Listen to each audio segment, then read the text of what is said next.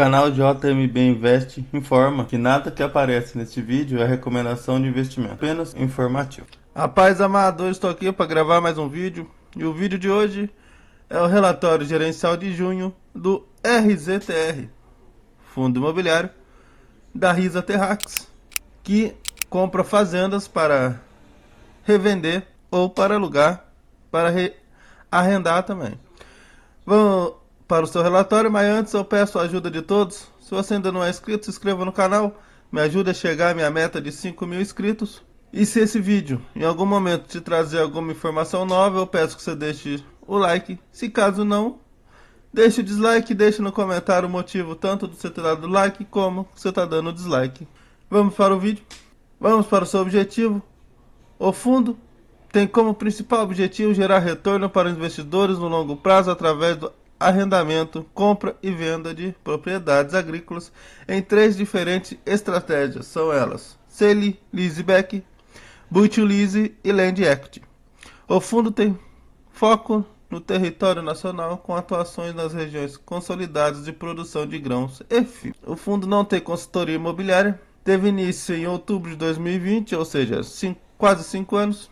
Tem a taxa de administração de 1,25% e a taxa de performance de 20% acima do CDI mais 2% ao ano.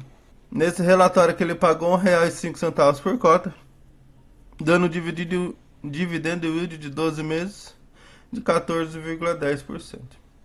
Ele tem a cota patrimonial de R$ 96,29, patrimônio líquido de 1.800 e cerca de 143 mil cotistas. No dia do fechamento desse relatório ele estava operando a R$ 94,99.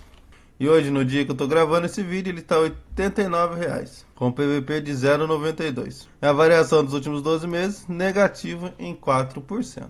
Ele teve uma liquidez média diária de 2.826.000. E ele tem um total de 81 mil hectares, cerca de 22 fazendas. A avaliação de mercado dos imóveis mais o caixa do fundo, cerca de 3 bi.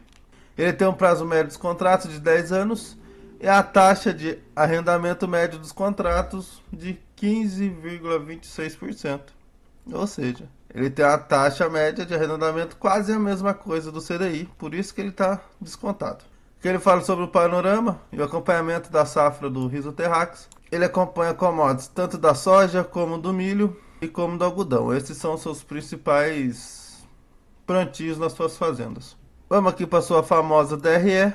Mês de junho, ele teve a receita imobiliária de 19 milhões e 700. Dessa receita imobiliária veio tudo do arrendamento. E ele teve uma receita financeira de 1.107.000, dando uma receita total de 20 milhões e 800 mil. Aqui eu acredito que teve um pequeno problema aqui, porque ele está com a taxa na despesa, taxa de administração de 1.700.000, outras despesas 27 mil e dá um total de despesa de 1,6.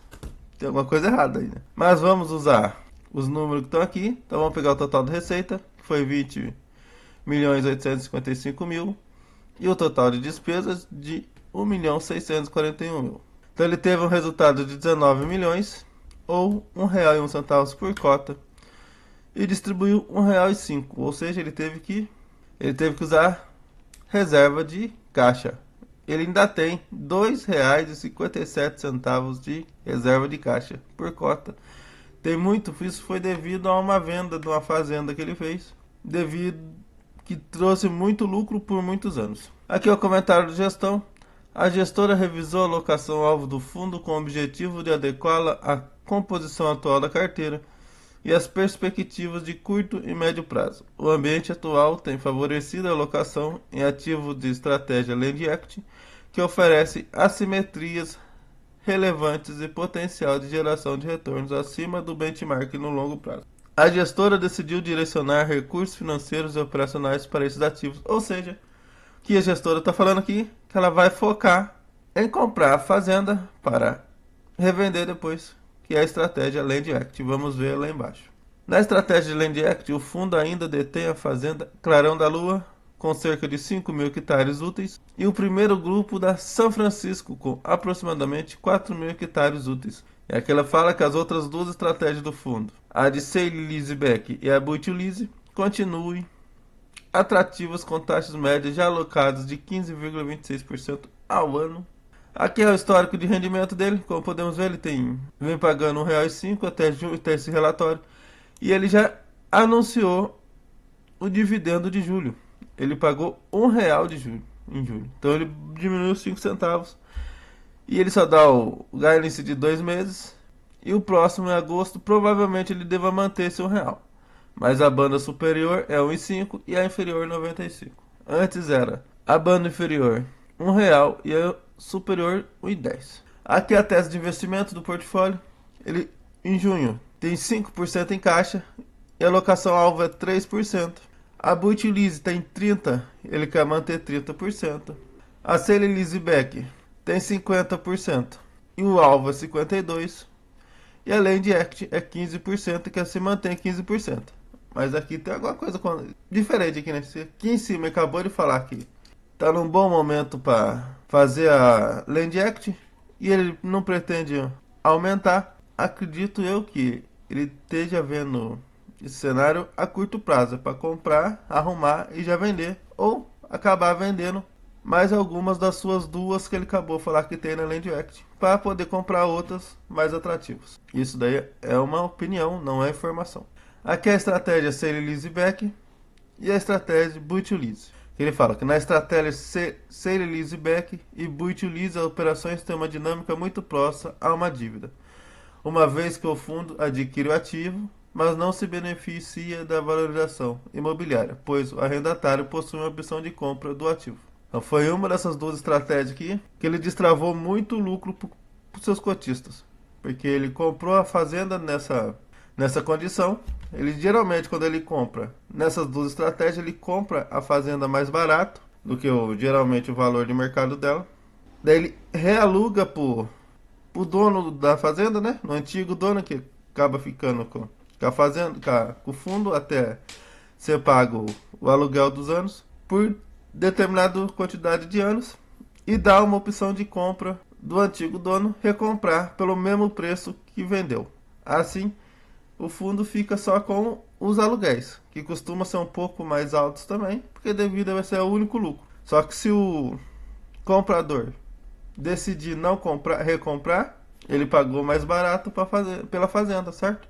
Ou se ele ficar inadimplente também, por contrato, ele perde a opção de compra do ativo. E foi isso que aconteceu. O antigo comprador não quis recomprar a fazenda e ele vendeu essa fazenda para outro comprador interessado acima do valor de mercado que ele pagou e deu muito lucro.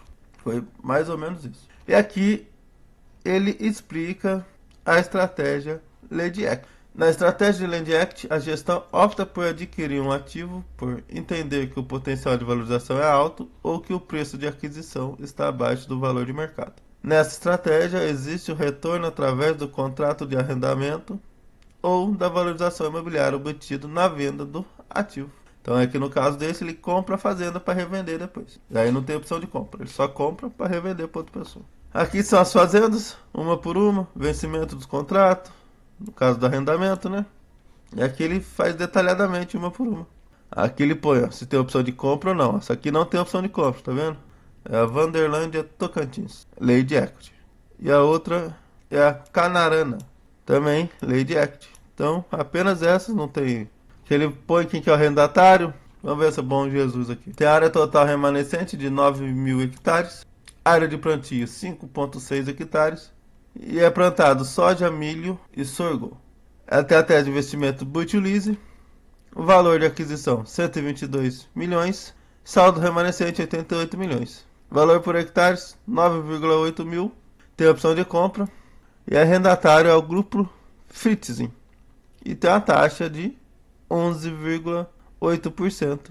E o contrato vai até 2034. E aqui as fazendas mais detalhadamente com foto. Se você tiver curiosidade de conhecer, eu recomendo que você entre no relatório e veja direitinho, uma por uma. Bom, esse foi o relatório gerencial do mês de junho do RZTR. Eu espero que esse vídeo tenha te ajudado de trazer informações para os seus estudos. Lembrando que nada que aparece nesse vídeo, recomendação nem de compra nem de vendas, tem apenas de caráter informativo. Na minha opinião, é uma empresa que eu tenho na carteira.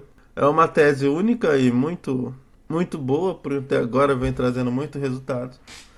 O único ponto negativo um pouco da Risa Terrax é o relatório, que é um pouquinho simples, mas dá para entender certinho. E geralmente quando ela faz o subscrição de cotas, tem que ficar esperto para ver se ela não vai fazer subscrição de cotas abaixo do VP. Só isso. Mas a tese em si é boa, vem dando resultado. Tem muita gente que fala que isso daqui é um fundo de papel, né? Por causa dele ser pré-fixado. Mas na verdade é um fundo de tijolo, né? Terras agrícolas, fazendas, que se eu tiver e ficar inadimplente, a fazenda já está no nome do fundo, já é do fundo. Então ele não vai ter que acionar a justiça para conseguir as garantias.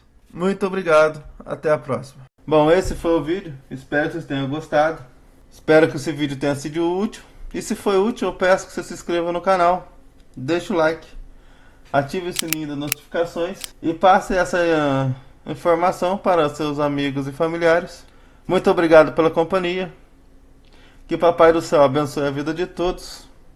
E nunca se esqueça, Jesus te ama e eu também.